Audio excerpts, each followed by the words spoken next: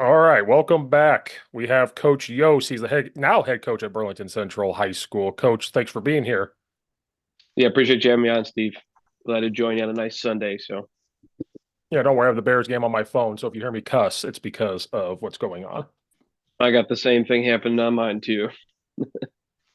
Yeah, last time you were on here, you were just the OC. Now you're the head coach. It's been what, 2 years now? 2 years, I think.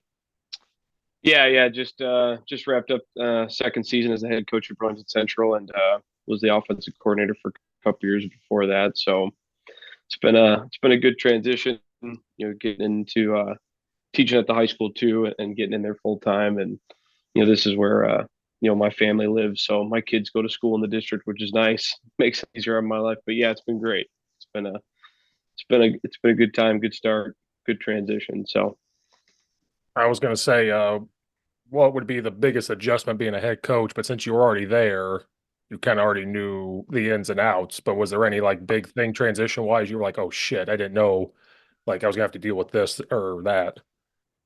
I kind of already had it. So I was the head wrestling coach at Hampshire, when I was there. So I had a good idea of what it was like to be a head coach of a program and being at the high school already for a few years prior to that just made that transition really easy. Already knew the kids, had a large chunk of our coaching staff in place, so didn't really have to, there wasn't really that transition process of learning the kids, learning the coaching staff, all that type of stuff. That kind of made it a lot easier. But yeah, nothing nothing too crazy about the transition from being an OC to head coach. I think football side of it, you treat it the same way and you go about your business. Kind of the same way you did before.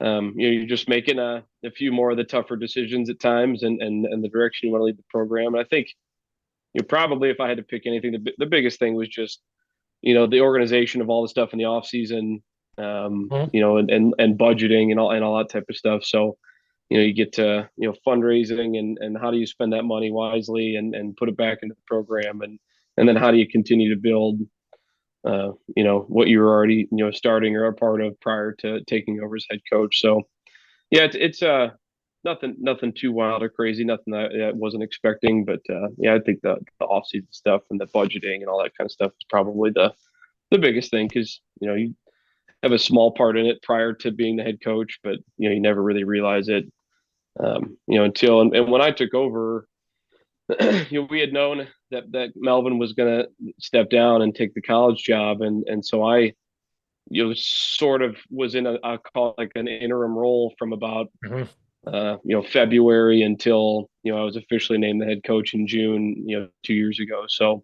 I had a good chunk of time where I got to do the interim thing. I was running all the off season programming and started to look at budgeting and all that type of stuff before I was even named the head coach. So that also helped. Yeah, I was gonna say you had it pretty easy. Same thing with like Bazan, who I work for. He was there for a while. Easy transition. Um, I think I talked to you about this in the summer. When you became a head coach, how does the youth program work? Because I'm diving in. I'm gonna just lay it all out there. How does the program work with the youth program? How does that feed into Burlington Central? Because you got Elgin and all that surrounding it. I don't know how it works out there. Yeah, so I think we talked about this summer we were out at your place a little bit, but we have our youth organization, which is the CYFL Panthers. It's Burlington organization. Their home field is right just south of Burlington, and they're an organization that we've worked really closely with. Since Melvin was the head coach, we started that transition 4 or 5 years ago, and that's continued on through. It is we have a unique dynamic, I think, just because we're Central High School. We're in the town of Burlington, but we draw from so many area, neighboring areas. We have kids with Elgin addresses, we have kids with Hampshire addresses, we have kids with St. Charles, Campton Hills, Maple Park. I mean, we really Sycamore, even we run the gamut as far as how many different places we kind of draw from. A lot of our kids do play for Panthers, but we do have some kids that they play for Elgin Bears or they play for the Algonquin Argonauts, Tri Cities Chargers, that type of stuff. but yeah, I mean, trying to get as many of our kids through CYFL as possible, just because we work really closely with them. Between our how we want that. We try to help them as much as we can as coaches, staff, but also how can we get them involved in our program. We run a huge camp during the Mhm. summer strictly for CYFL kids.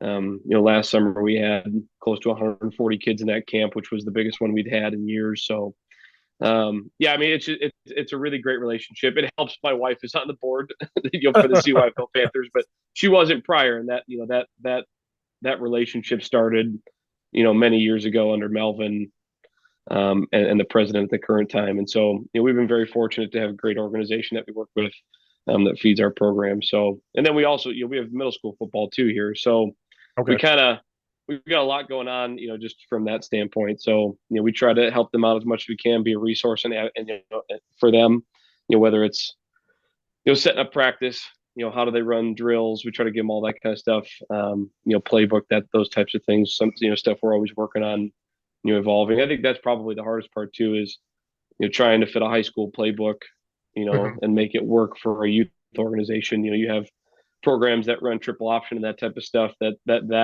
you know plays into the youth football a little bit better. But when you're a spread team, I think that's a challenge, is finding things that they can run that work and are effective at that level, Right. that's as close to our stuff as possible. So yeah, really, really fortunate for a great organization to be feeding into us, which is awesome. Yeah.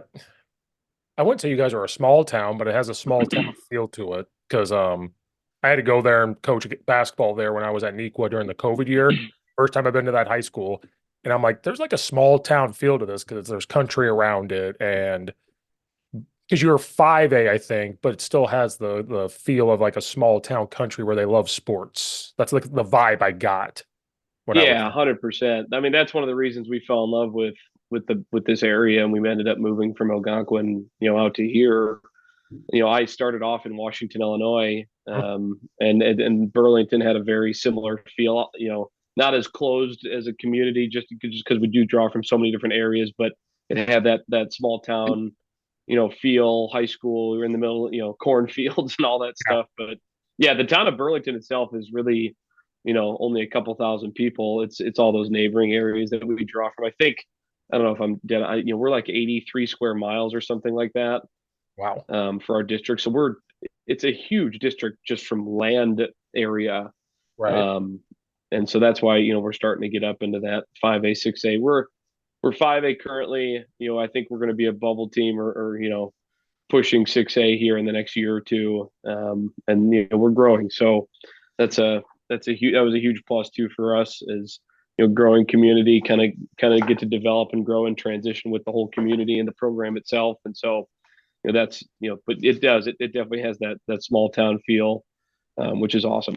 So Well, especially seeing you guys in the summer because our kids took it as because they were like, what's Central? And I'm like, well, they're Burlington Central. And our kids, the smart brainiacs they are, well, how big's the school? And I'm like, oh, they're like 5A. Oh, 5A, we're like 7A. And I said, guys, they're gonna come in here and punch you in the face. And you guys did. You had this big lineman. You guys pushed us around for a little bit. And I looked at him like, guys, I tried to tell you, like, this is small town 5A, 6A football that they're bringing in here. And I loved it because of what you guys ran that power right down our throat on offense. They were banging us. And I'm like, guys, I tried to tell you what was about to happen. And I think that actually helped us prepare for the season because they were like, oh, wait a minute. And I'm like, yeah, see, they're tough. They're tough country boys. You don't know what's about to happen.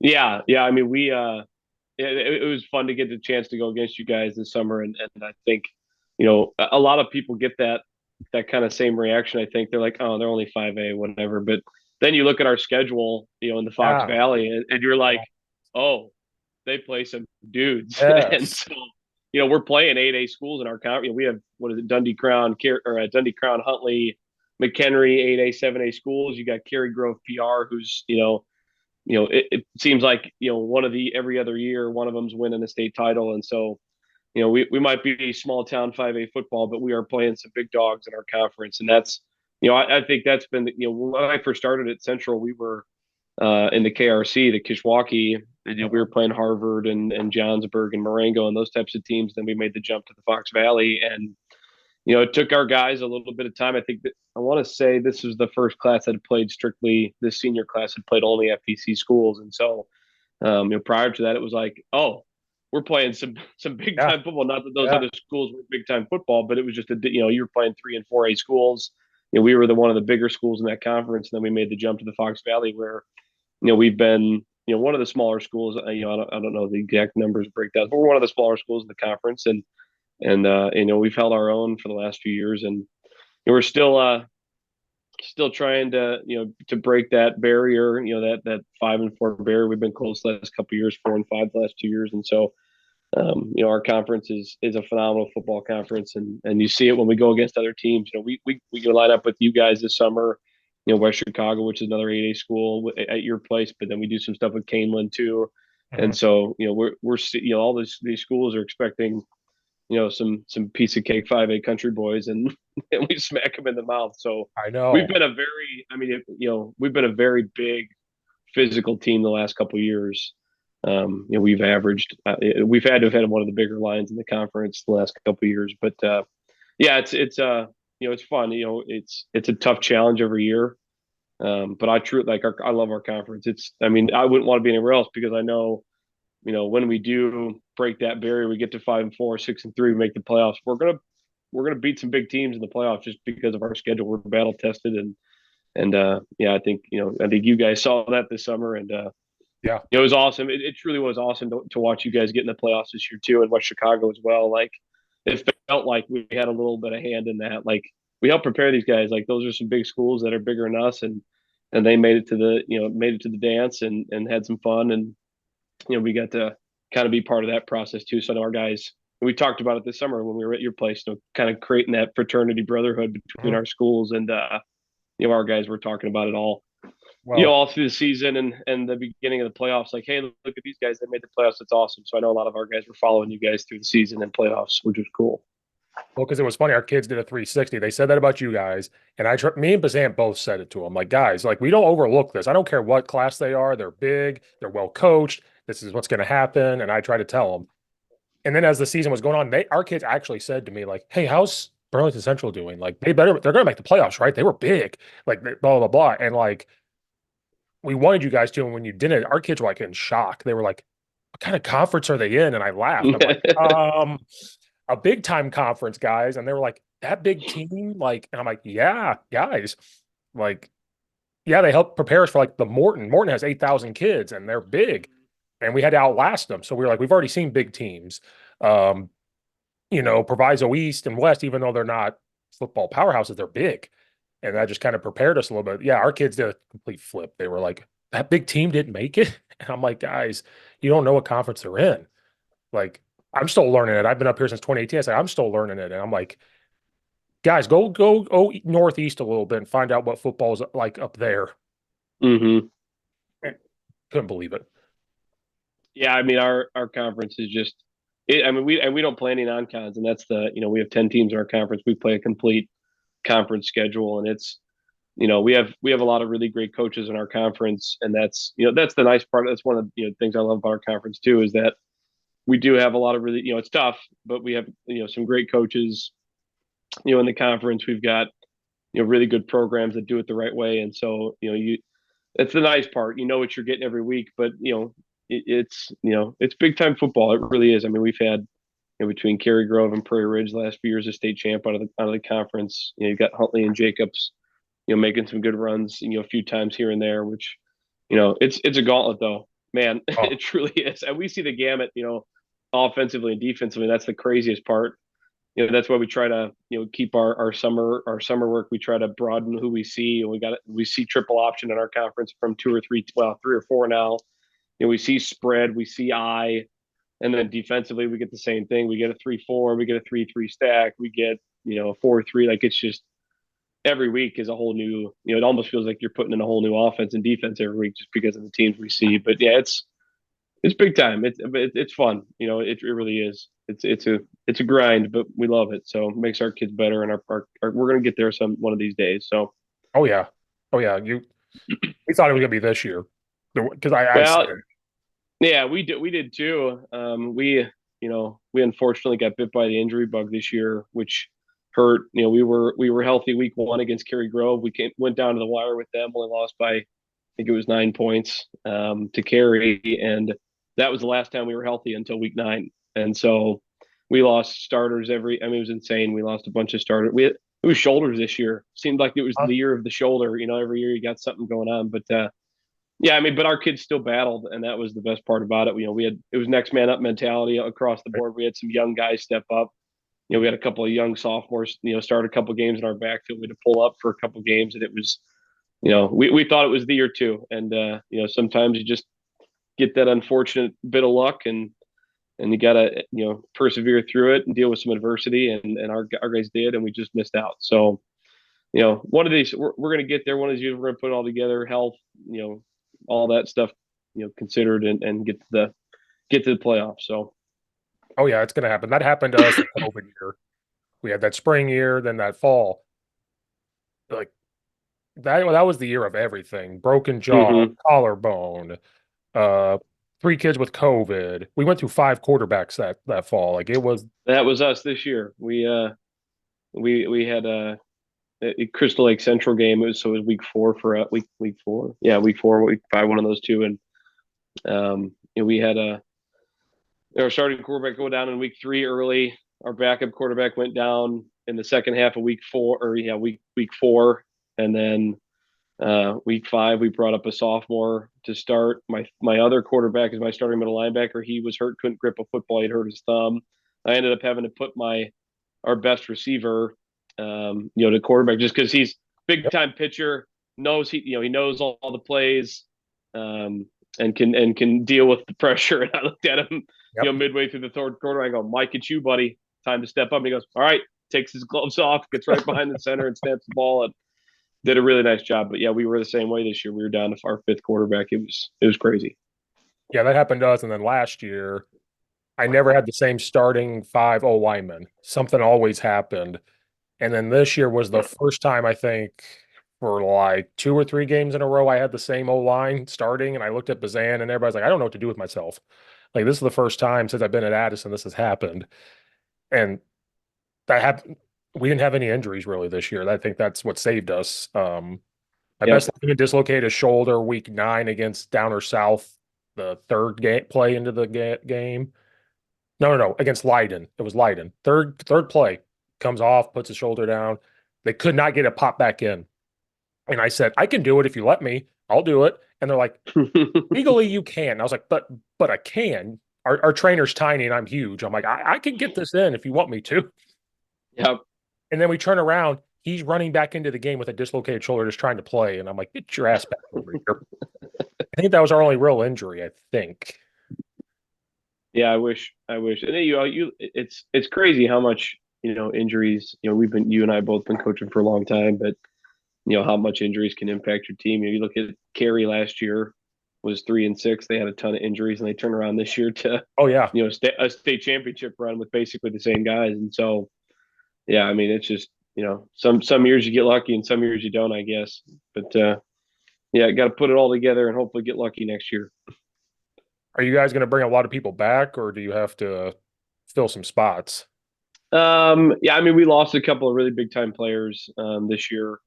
We lost both of our starting tackles. We'll graduate a couple of really good defensive players on the line and in the linebacking room. But we do return a lot of players. We return basically the interior of our offensive line. We return three of our top receivers and our quarterback. We return our middle linebackers and basically our secondary minus a corner. So I mean, we return enough, that we've got a good amount of experience in that room, and a lot of those guys are going to be 3-year starters for us that are returning. So got a couple holes to fill on the offensive defensive lines, but we've got a really good group of our 2020, what is that, 2026 class Mhm. of linemen in that group. So got a nice group of linemen coming up that'll be juniors next year, and so we're expecting those big things from those guys to step in and fill some holes. So we lost the nice part, the coolest part as a head coach, you lose some players, but you get, a lot of those players that you lose, you get to the next level. We're losing all, our biggest players that are going on to the next level are playing in college. Both of our tackles are committed in college. A bunch of our D linemen are committed to playing college or running back. So, yeah, it's cool seeing that. And I don't know if I said we return our quarterback too, which is good. So He's a he'll be a stud. senior. He's a Yeah, stud. he really he checks just about every box when you go down the list. He's got size, he's got speed, he's smart. Yeah. I always joke around with him. He wants to coach someday, and I've basically already offered him the offensive coordinator position when he when he gets out of school and comes back. So I kind of laid it out for him. I said, listen, when you graduate, I know you want to coach and teach. You come back, you be a quarterback's coach for a year, take over as OC, and then hopefully I'll retire and you can take over as head coach for me. So I already got his whole future laid out. He's a great kid, phenomenal football player. I'm expecting big things from him, and I know he's expecting big things from himself. And he's got a shot, to play at the next level. He's got the arm to do it for sure. So Yeah, he threw a nice ball, and when you ran power read with him, he could run. And I was like, that yeah, kid and is well, a that's stud. yeah, he's like the perfect little balance. He's really, he fits into that kind of pro style offense, play action and stuff. But when he needs to run, he's got the wheels to do it. He last year, his sophomore year, he ripped off a 60-yard run against Crystal Lake South just on a scramble for a touchdown. And I don't think it was the first real time he had shown his wheels off, and he just took off down the sideline, and there he went. And we were all kind of messing with, like, I'll be honest with you, Jackson, we didn't think you had that in you, bud. And he goes, everyone doesn't think I can run, man. Like, I can run. And he runs track too, and he does a really good job at that. So yeah, he's I think he's got a chance to be, really special as a senior. And so it's exciting. He's a great leader too. So it's always good to have a quarterback for a couple of years and kid you trust and can put some weight on his shoulders and he can handle it. So So if we play you this summer, he's not playing against us. Make sure that happens. yeah, I don't know about that. We'll see. Because I think I told you our quarterback didn't come out, so we were trying to figure out who the hell our quarterback was going to be. Ended up being a sophomore, and had sophomore moments, but I we did not allow him to run on zone reads at all during the season because we were like, we just don't trust that you're going to make the right read. And this is no offense to you. It's just we're going to tell you when to do it. And we waited until we played Lombard East in the round two. And we finally, in the second half, I said, hey, let's just let him rip. And he just started scrambling all over the place, he leaped over somebody. And we're like, oh, okay. So you best believe he'll be the same type of quarterback. But he won't do power read, right? I don't care if he listens to this. He will not run downhill power read. His thing is, I want to get outside. And so, Horizontal. that's just who he is. And we got to live with it, live and die by it. And that's fine. Yeah, the nice part is who that you know what kind of kid he is, and what he's going to run, and so that makes it a little bit easier when you're calling plays because you know that he's going to go horizontal with it. So you got to put him in the right spot to succeed. When you're making play calls and stuff like that. Well, that's what saved us with Lombard East because on film, they never seen him really run. If he does, it's just a scramble. We've never did that. So second half, we were just, and I'm friends with Walters. It was a battle. They had this Division I defensive end that was getting recruited by like Miami of Ohio. Yep. I don't care if Walter listened to this. We made him look silly because he just kept crashing in. We run around him all the time. And I finally go, that's a Division I lineman. I was such an ass. I was like, wait, what? So I grabbed the quarterback. I was like, you realize that's like a senior Miami of Ohio recruit, and we're making him look silly right now. And it was such a close game. Oh, I still want that one back. Why'd I talk about it? Yeah, right. You're going down the wormhole for yourself. Starting to think about some things you wish you had back from the season. Oh God, we turned the ball over like 4 or 5 times that game. We had a kid. That's Oh, it was Go tough ahead. Yeah. because we had a kid freshman. He was a freshman. I think we might have told you we had a kid not even playing this summer. He had tore his ACL in basketball as a freshman. He started football for us as a freshman, like week 4.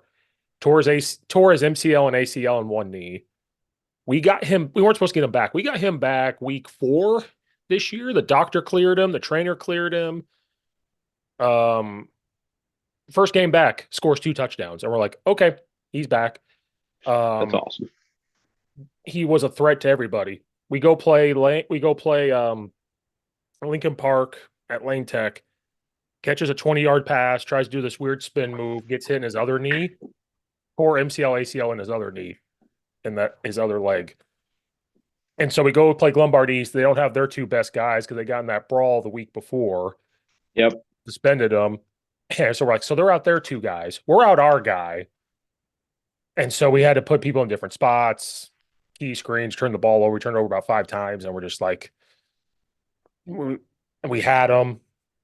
But yeah, sad. When you turn the ball over 5 times, you don't have your best dude. It was like set up perfectly for us. Like maybe we could have won if we had our best dude because they don't have their two best dudes, but shit. Yeah, I know. I was talking to Chris that week. I was asking about, if those guys were going to play or not, and he wasn't sure at the time when we were talking. But yeah, it's tough when you get into situations like that. You wish you had that game back, or wish you can have that call back every once in a while. Oh, for once, the refs Definitely. were the issue that game. It wasn't. It was us. But then we just could not stop the run. Lombardis had this little short running back that had he had the wickest first step cut I've ever seen in a long time. I called him Stubby because his legs were so close to the ground. I was like, can we not tackle Stubby back there? But he was such a stud. But he fumbled it on us for the first. He like his first turnover was against us. Um, our little corner intercepted a pass that should never intercept a pass, and it's like things were just working out, and then it just God finally said, "Hey, figure it out on your own." So we were like, "Oh shit, there's no more luck anymore. We have to figure it Yep, out." Um, for sure. I was gonna make a joke about your thing. You said you guys pull from like an 80-mile radius. So you're like a private school recruiting 40 miles around, huh? Is that what's happening? Yeah, it's kind of crazy how big it is. I, how big these are just our land mass is for our district. I don't remember what the exact number is, but it's big. it's I want to say it's one of the bigger, like I said, bigger areas in the state for just one high school. But it's just so spread out. You got a lot of farmland and all that type of stuff. But yeah, no recruiting here. No recruiting here for us. You Just know, the product. That's what kids want to come play for. I wish that was true around Addison because I don't think you guys deal with it. Like I said, we deal with it in the youth program. Freaking private schools or they showed up to youth practices on our football field with their shit on and just are out there. And I'm like, his aunt goes to youth games at the high school and they try to get off the sideline and he has to go down there and be like, get off, like go away. And then we got told this year that they were in our stands trying to find the parent and like pull them this way and like talk to them because we were good all of a sudden. Like there was a couple public schools like, hey, we're trying to help you guys out. We know for a fact they were at our game. We caught them, got them out. They went to your game. And we're like, what? Like, what's going on? Yeah, I don't think as far as I know, we haven't had too much of that, in our area, but who knows? I know we've had, a couple kids go to Marmion and Marion and that type of stuff, but nothing. I think it's been in a couple other sports besides football. I know there's like a couple of basketball players that went to a couple private schools that were from our area, but yeah, fortunately, we haven't at least heard about it too often, but I Oh, think people think we're farther out than we are, and so they don't mess with us too much. But who knows? well, I was going to say, yeah, That if you, whole thing, that whole thing after the state final, like I had to, like I'm not on Twitter like too much, but after the state finals, I was like, I cannot be on Twitter for a couple of days between. It was between the private public thing going on, and people arguing about it, and then the at the same time the North Central had been put on the road against lacrosse, so there was a lot of oh, arguments yeah, yeah. about that going on. I was like, man, I gotta get off Twitter for a couple of days. I can't handle this stuff right now. Like, try to stay out of most of that stuff, and I think it gets a little much. Just sometimes people, in my opinion, put a little too much out there on Twitter, and it's like, what kind of role model are we being for our students right now? We're sitting here arguing and bickering about it. Like, yeah, we can disagree with it, but some of it was like over the top. And I was like, okay, I'm done. Well, When I start seeing grown adults, giving crap to high school kids about it, then I start moving on to the next. I'm like, yeah, I'm done with this. I'm not gonna waste my time anymore with this. well, So, but yeah, my problem was I just stir the pot. So if I see it, I'm like, who can I piss off? And then I'll never argue with a high school kid. Argue with an adult, or not argue. I'll Yeah, 100%. act out there. So I'll tweet sometimes at somebody, like the one reporter I cannot stand, and I won't say his name. I just cannot stand him. Anytime he puts something out of private school, I go, "Must be nice to recruit." Just to stir the pot a little bit.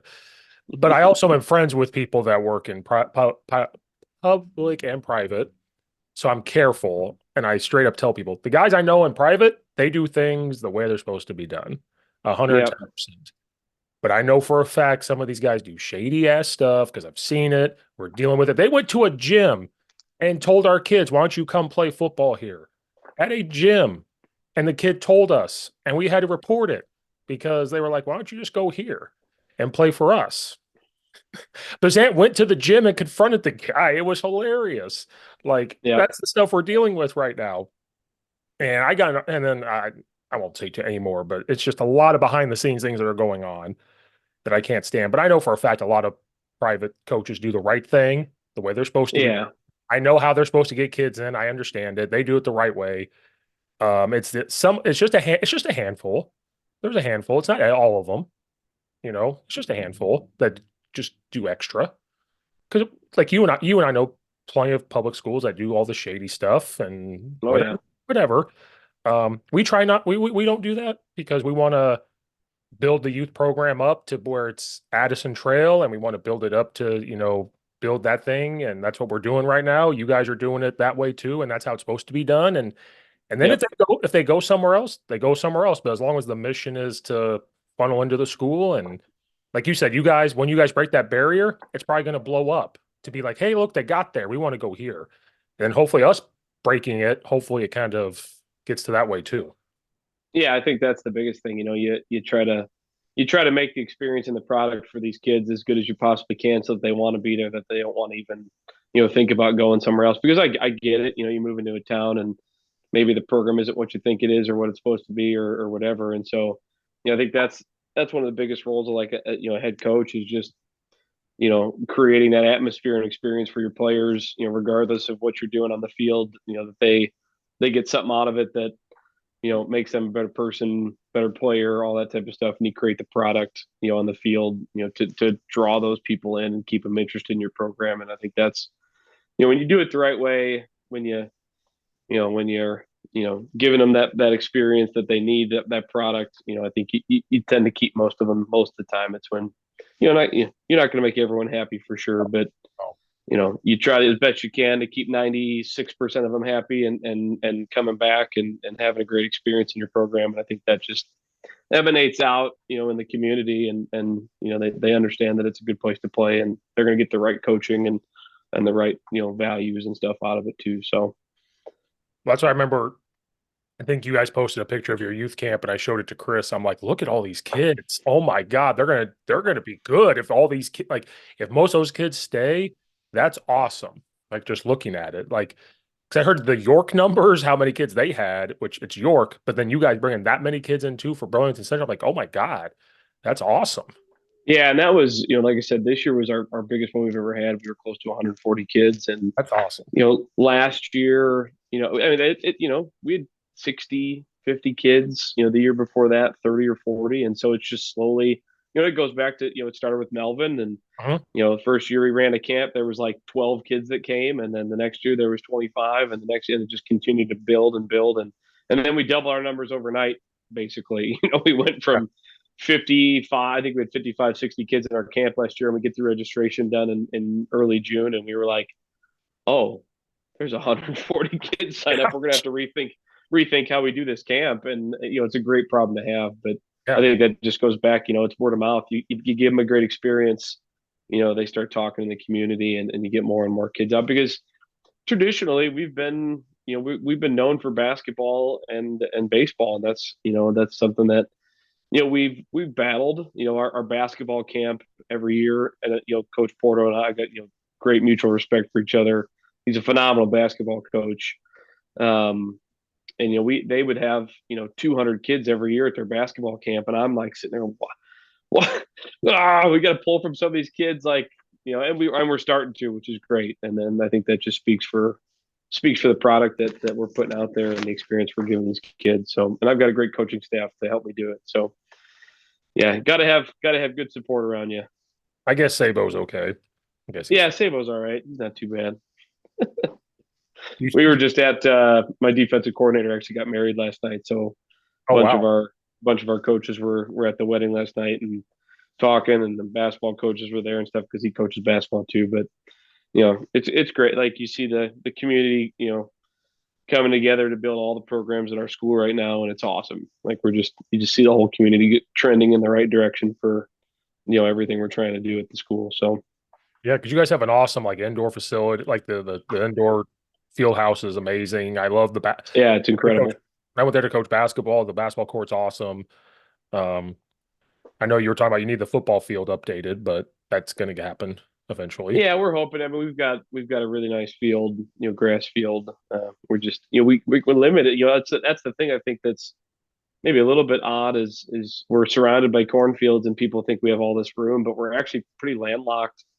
Hmm. And we only have two areas of grass basically for our football practice fields, and so we're trying to pack 120 kids between those two, and it'd be nice to get that turf facility at some point down the road and be able to practice up there and whatnot. But yeah, I talk about it all the time. We're one of the smaller schools in our conference, but our home games are incredible. Like we're a lot of people don't know this, but our field is up on it's the tallest point in Kane County, so it's called Rocket Hill. That's why Uh, everyone's always like, "Why is it called Rocket Hill?" Well, if you look on the maps and stuff, it's the tallest point in Kane County, so it's nicknamed Rocket Hill. And like our home games are incredible. They just are. Like it feels like small town football when you got cars lining Plank Road and Tower and all the surrounding the stadium, and it is packed every single game, no matter who we're playing or what we're doing. And so it'd be awesome to just kind of to get that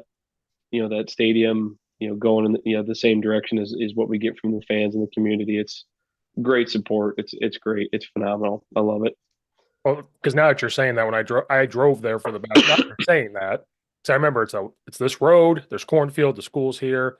I drove around. And I remember coming down, and then like the football field is kind of up. Now that you're saying that to me, I kind of Yep. remember. It's cool if you stand in the end zone, our south end zone, and you look south, you can see all the way to like Paw Paw, Illinois. I don't know if you know, Uh, like they got all the windmills in Paw Paw.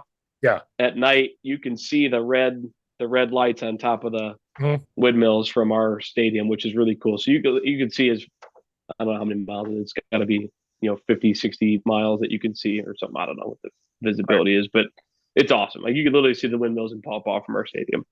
That's awesome. That Yeah, it's cool.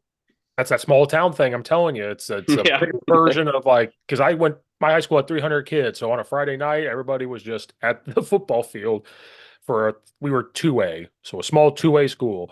Yours is that times three, which is Yeah. awesome. It's awesome. I love hearing that, especially up in the suburbs. When I come from a place like that and you don't see it up here, you know, love it. I just had to take a moment. I Yeah. love hearing that. Love hearing it. It's awesome. It really is. We have truly a home field advantage, and we get all these teams. Like I've got some friends that coach at Huntley, and every time he comes, he's like, "Man, I love playing here. Like the atmosphere is awesome. Like it just feels like a Friday night football game. It's great." So when you hear from other coaches, it cements it even more, which is awesome. Yeah, well, going back to the kids, when we knew we had to replace Maine East, they were like, "Why don't we get Central?" And I'm like, "No, no." And they go, "Why?" And I said, "Well, one, we can't because they're a conference." I said, "Two, they're gonna. Did you see what they did to us in the summer?" I was like, "No." Yeah, that I'll be honest with you, it hurts, sometimes, when you see, because you guys were a good team, but I felt like we handled you guys pretty well, and it was like, oh, all these other teams are making the playoffs, and it's like I know we could beat that team and that team and that team. And granted, you got to play the game, but on paper you should beat them, and it's tough. It's tough for our kids to watch too, but that's the tough part about our conference. It's Yeah, gauntlet. yeah. But just join our conference. It'll be okay. Just drive all the way out here drive to Morton all the time. You'll be fine. I'm sure that's not a Yeah, drive. yeah.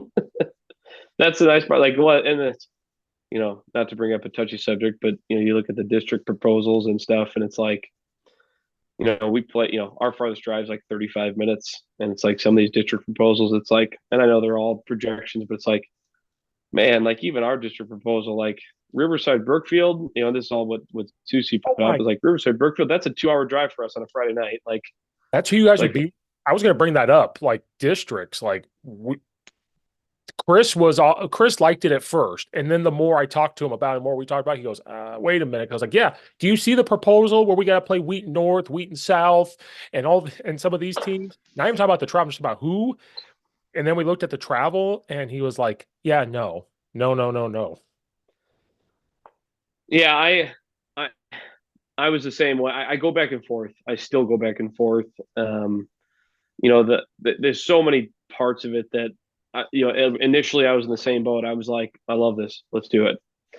And you start talking, with some coaches and you start, looking at the proposal and stuff. And actually, Brad Seberg and I, talk quite a bit. And I was talking to Brad, and we were just kind of going back and forth on it. And one of the things that just stuck with me that he said was he was like, Coach, like, you got to think about something too. Like, it's not just the travel, but like we play in a conference that's tough, yes, and I get that part. But we have great coaches in our conference. We have great programs that we can trust. Like we all know that we do it the right way. And Uh-huh. when you start branching out, even that's why a lot of our schools like that we don't have a non-conference schedule is that you start playing some of these other programs that maybe aren't in coached the same way or taught the same way or have the same values and stuff like that. You start seeing a little bit more chippiness and that type of stuff, and it's like we don't really get that in our conference. Which we've got rivalries, but all of our coaches do a really good job in our conference of keeping their programs in check and that type of stuff. And that stuck with me. And when he said that, I was like, okay, maybe I could, yeah. But I still, even with that, I still go back and forth. It's like, the side of me that's like we should have been in the playoffs the last 2 years at least, with our the talent that we had, and we just didn't because our conference is a grind and a gauntlet. And then you look at that too, and it's like, but our conference, our conference prepares you for the next for the playoffs because if we do get out, like we would be the 5-4 team that no one would want to play. I feel like we would Right. be that 5-4 team that the 9-0 teams don't want to play because of our schedule and just the fact that we're battle tested every single week. But then it's like, man, the district proposal that they have made for us, and granted, it's what is it, 80% accurate or whatever they said it was, Right. 75%. It's like I know that we would make the playoffs every single year in that district. Granted, there's still some good schools that are in our proposal, but then you start adding in the travel, and it's like, man, like Riverside, like ours was the three furthest was Riverside, Brookfield, Fenton, and Niles Notre Dame, and I'm like, how in the world are those three teams getting lumped in our district? Like we are 30 miles west of that. It's Well, like what is happening? that was the thing. They're going to, if they have to go play you guys, even drive you going there. Look at all these schools you're passing as you're getting there that you could be playing. Well, and that's the thing that I was struggling with because like right now, if you go by just the five, like the 1 through 8A breakdowns, we are a 5A school.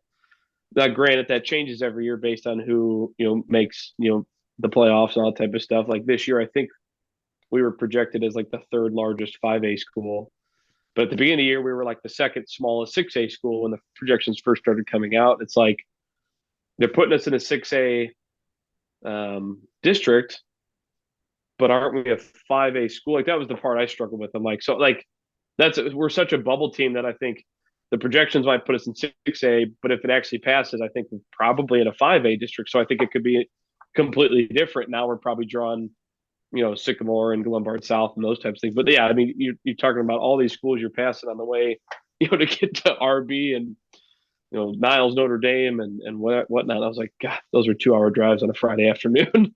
Trying to get there from our place.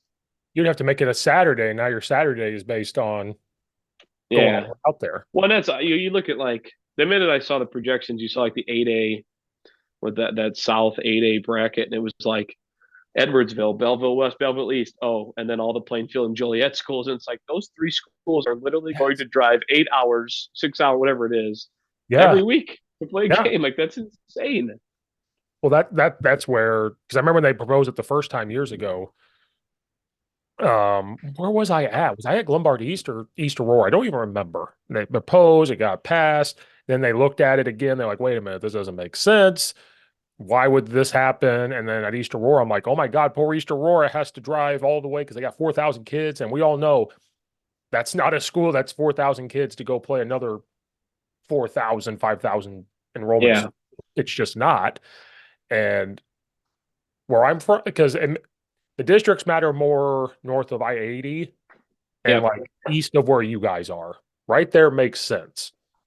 Everything else to where you guys are, south of I-80 makes no sense. And that's why everybody that I know are like I know some high school guys are like, no, I want it because the schools around them are their enrollment, they're tough, and we want to play them. And they don't want to travel in their conference. I'm like, but you chose to be in that conference. You jump conferences every 2 years. That's a you problem. That's not an us Right. problem.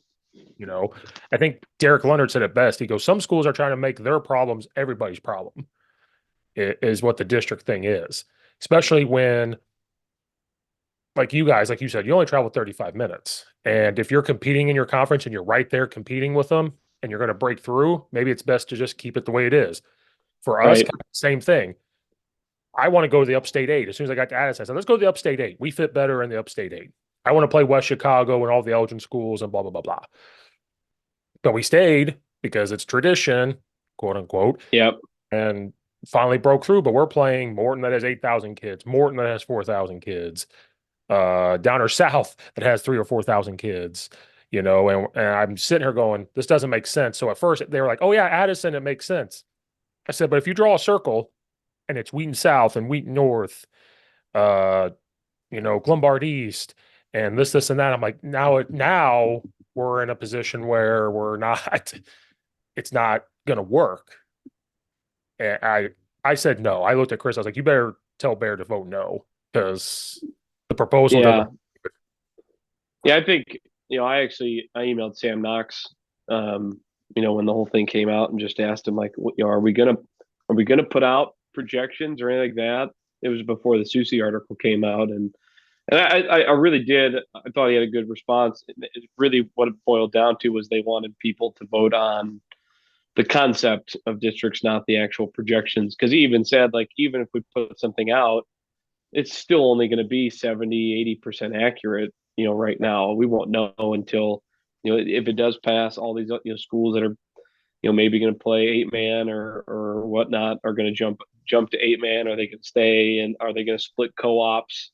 That type of stuff. He said there's a lot of things in play, and that's, yeah. I mean, like I said, I went back and forth with it.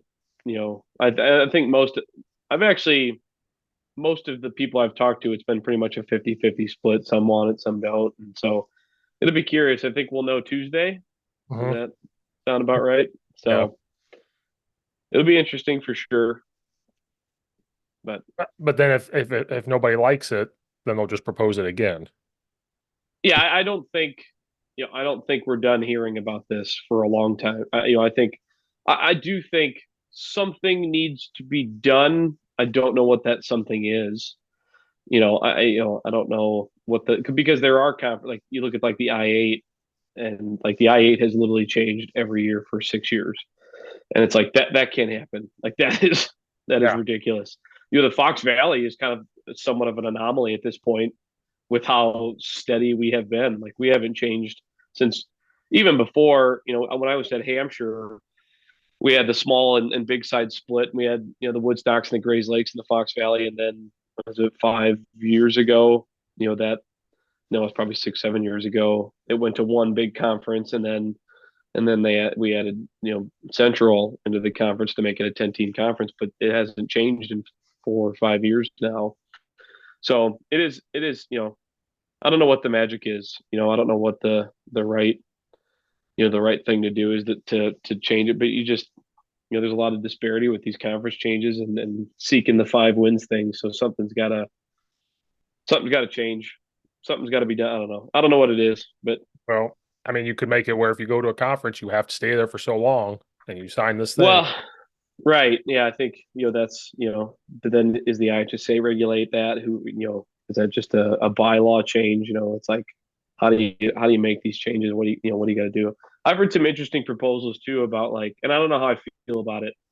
about, making it an 8-week season and week 9 is week 1 of the playoffs, that type of stuff. So everyone gets in. But I think I struggle with that, like, I don't know where you stand on that one, but like, I look at that proposal. I'm like, man, there's just something about Illinois high school football where it's a prestige. Like if you make it to the playoffs, it's a prestigious thing. Like it's the only sport in Illinois where not every team is guaranteed to make the playoffs. And it's Yep. like, I don't know if I want to lose that, to be quite honest with you, because I think it just makes it that much more special when you do make the playoffs. Right. But it's tough because there are teams that haven't made the playoffs in 20 years.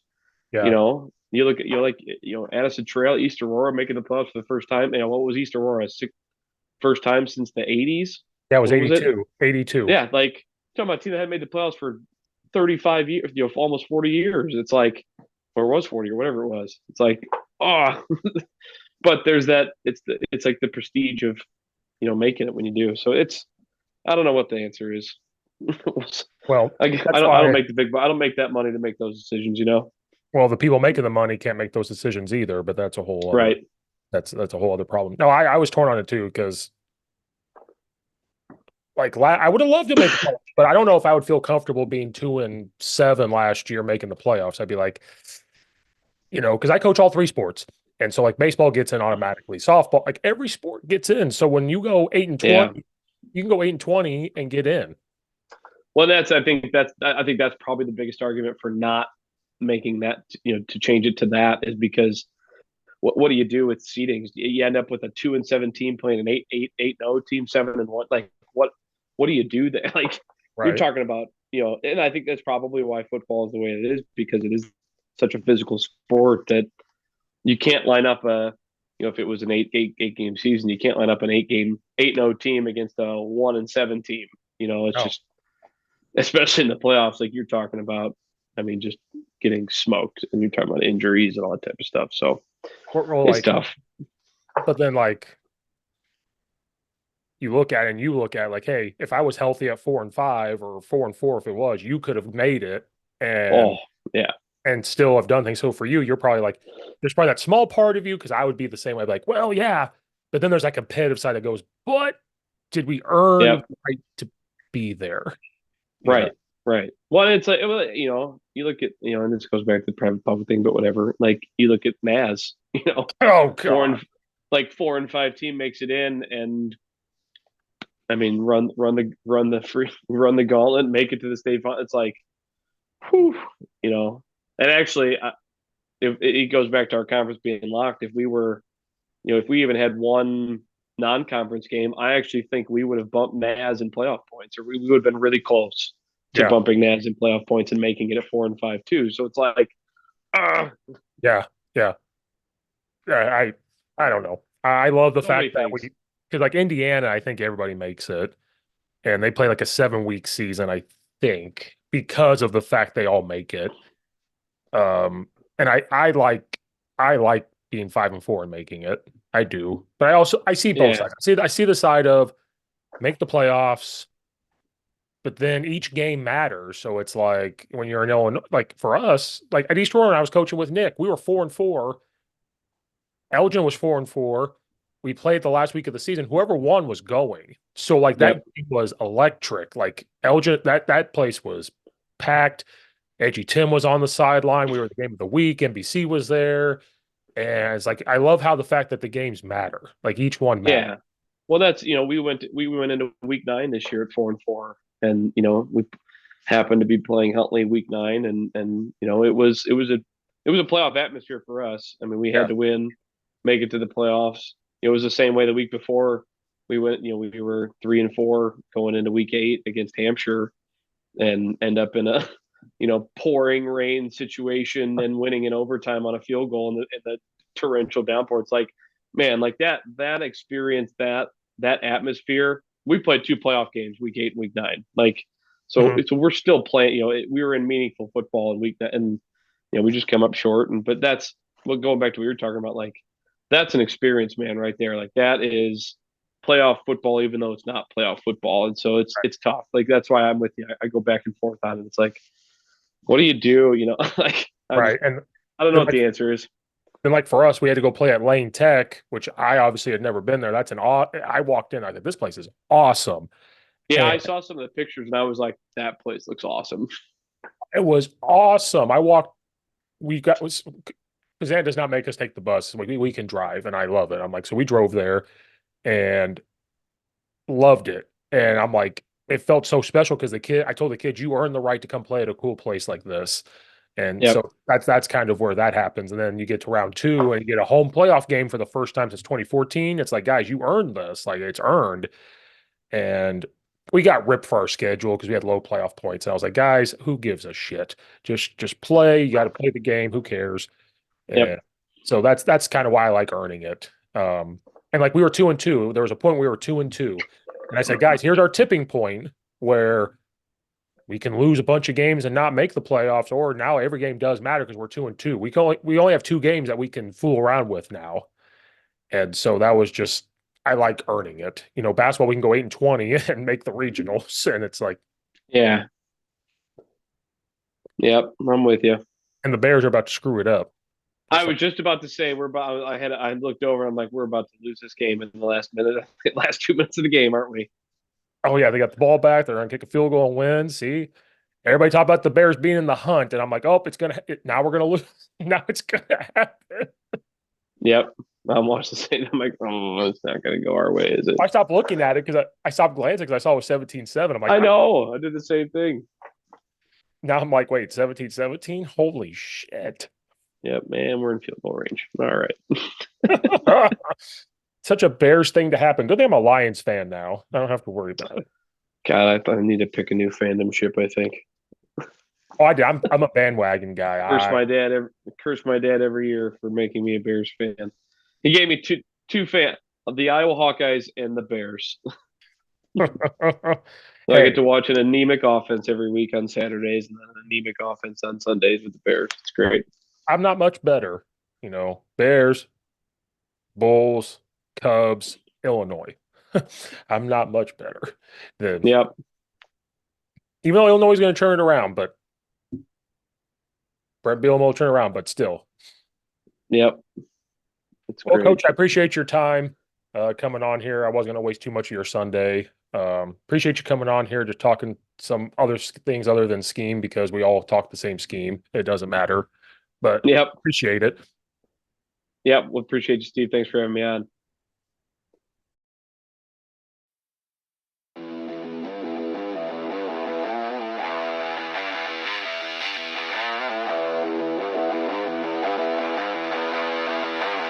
Thank you.